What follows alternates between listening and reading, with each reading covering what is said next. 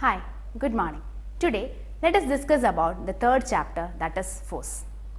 Every day in our life, we are doing lots of activities such as walking, jumping, running, playing cricket, playing football, etc. All these are different activities, but one thing is common, that is force. So can you just imagine, if there is no force, will you be able to do all these activities? No. In all these activities, we are applying force. In ancient times, our ancestors believed that behind all natural phenomena occurring in the nature, there is an invisible force. They also believed that even the universe works with the help of an invisible force. So today, in this session, we will discuss about force. Let's see what is force. So just analyze these pictures.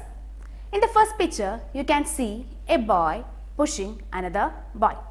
So can you say that a force is applied here? Yes, of course, a force is applied here. Then see the second picture. In this picture, you can see a man is pushing a car. Here also a force is applied. Then suppose you want to close a door. What you will do? You will apply a force, that is, we will push the door. Suppose you want to open a door. We will apply a force, that is, we will pull the door. So on all these cases, force is applied. See this picture. Here a person is pulling hard so that he can make this move. So a force is applied here. Then here a person is drawing water from well. He is also pulling, that is, he is applying a force so that he can draw water from well. In all these examples, you can see that force is applied. Force is applied in the form of a push or a pull.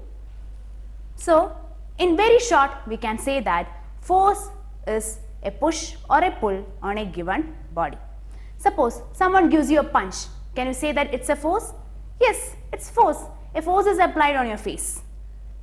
Suppose you are picking up something from the floor. For example, a bottle. If you are taking a bottle from the floor, can you say that a force is applied? Yes, a force is applied there also. That is, we are pulling something from the floor. So there also a force is applied.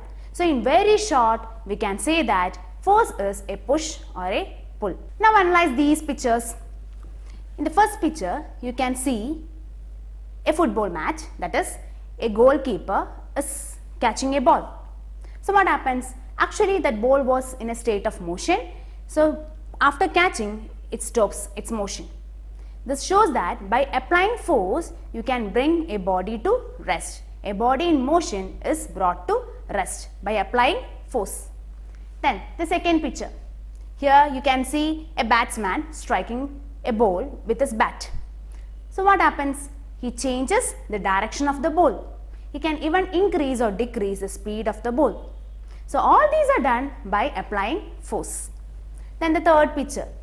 You might have seen your mother preparing roti in kitchen.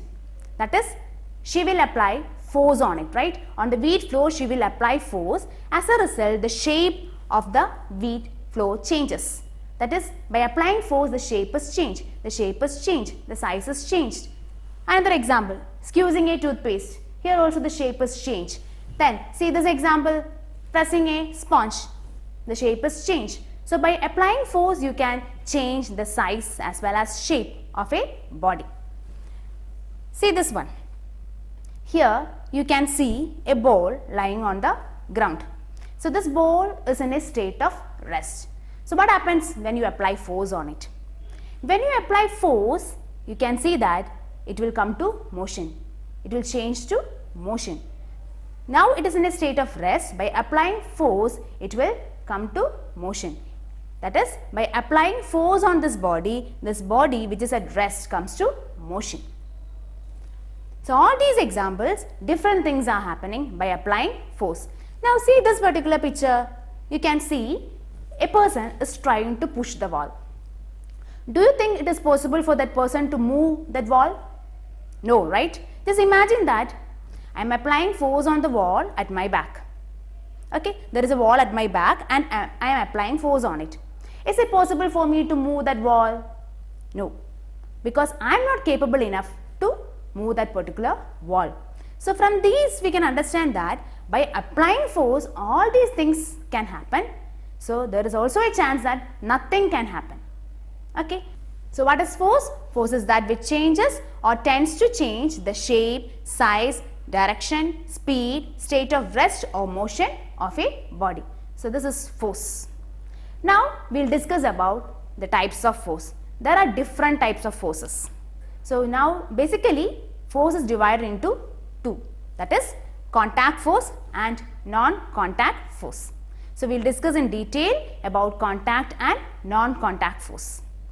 So from the word itself it is clear what is contact force. Contact force occurs when two bodies are in contact. So what is non-contact force? It occurs when two bodies are not in contact but still there exists a force, that is non-contact force. So let us discuss in detail about contact force. Contact force. The force applied by the contact between objects is contact force. So let us see some of the examples of contact force. The first one is muscular force. Muscular force is a contact force. Muscular force arises due to the action of muscles. It is muscular force that helps us to perform activities which involves the movement or bending of our body parts. Muscular force can be applied on an object only when our body is in contact with that particular object on which the force is applied. So we can say that muscular force is a contact force. Suppose you want to throw something, okay? I want to throw a ball. So I can't throw like this, right? So what you do is, first of all, I should stretch my hand. Then only I can throw it. So muscles should act. That is, muscles contract and relax. Then only we can move our body part. So see this example here. Here a person is lifting a weight. He can do this with the help of muscular force. I hope you all understood. So next let us see the second example, that is frictional force, which is very important force, frictional force. We can't imagine a world without friction. Whatever we do, every day we are doing lots of activities. Whatever we do, majority of the activities we are performing is with the help of friction. Friction is known as a necessary evil. In order to drive a car, in order to walk, jump, everything we need friction. Frictional force is the force that opposes the relative motion of an object.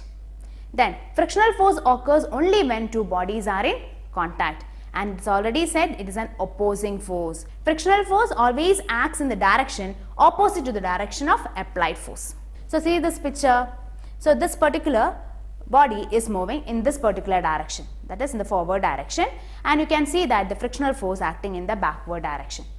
So whatever activity we do, walking, running, everything needs friction. Writing, holding something, everything we need friction. Just imagine that you are walking on the road. So we are applying a force in the backward direction because we are pushing in the backward direction while we walk. So here there is a counter force in the opposite direction, that is a frictional force that enables us to walk on the road. That is, if there is no such a counter force, we will fall because we are pushing backward. Okay. So this frictional force helps us to walk. Here friction support motion. Just imagine that there is some water on the floor which is made up of tile. So you can see that while you walk on the floor, there is a chance that you may skid and fall. Why? What's the reason? Because of less friction. That is, there is water between your feet and tile. It is because of friction that you can apply brakes and stop a vehicle. To hold something, we need friction. So frictional force is very important. So without friction, we won't be able to do any activities. We will be just like lifeless bodies. Our next type is non-contact force.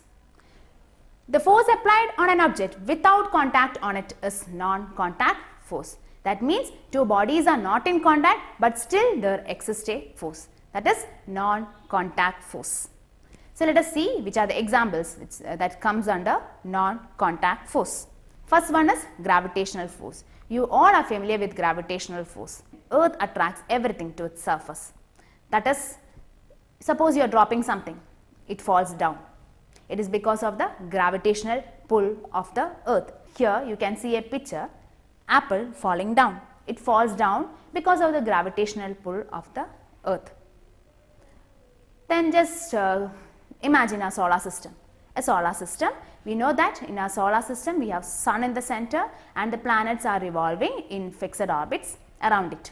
We know that the sun is far away from these planets and the planets are also placed far away from each other. But still they all revolve around the sun in fixed orbit.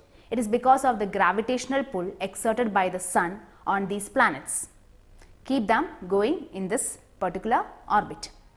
So that is gravitational force. It is a non-contact force. Two bodies are not in contact but still there exists a force between them. Now the second one, we have the magnetic force. This is also familiar for you. So magnetic force, it exists between a magnet and magnetic substances or between two magnets. Just imagine that we have a bar magnet here, it has got two poles and an iron nail which is a magnetic substance. When it is brought near the magnet, you can see that automatically it just attracts. This iron nail gets attracted to the magnet. It is because of the magnetic force. So consider a table with some magnetic substances on it. Okay, some magnetic substances are kept on the table. You just keep a magnet in the middle. So what can you see? You can see that all the magnetic substances will get attracted to the bar magnet. You don't have to go and touch each substance. You can see if it is a magnetic substance, it will get attracted if it is present in the magnetic field. So that is magnetic force. It's also a non-contact force. Now a third type of force is electrostatic force. After combing your hair, keep the comb on the table. If there are tiny bits of paper, you can see that these paper pieces will get attracted to the comb. What is the reason behind it? That is, by combing, some charges are accumulated on the comb. So when you keep this charged body on the table, it can attract some neutral particles, chargeless bodies. This force is electrostatic force. This is also a non-contact force. There is no contact between two bodies, but still there exists an electrostatic force. The same thing can be done. Take a balloon, okay, inflated balloon, and rub on the wall and bring it close towards some tiny bits of paper. You can see that the paper will get attracted. All these happens because of the charges accumulated in these bodies after rubbing. So all these three types of force, that is gravitational force, magnetic force and electrostatic force, all these forces are non-contact forces. They do not require any contact between the bodies, but still the force exists. So let me conclude. Today we studied about what is force, the types of force, that is contact and non-contact force. Contact force occurs when two bodies are in contact. We have the examples muscular force and frictional force. Non-contact force occurs when two bodies are not in contact, but still the force exists. For example, we have gravitational force, magnetic force and electrostatic force. Thank you.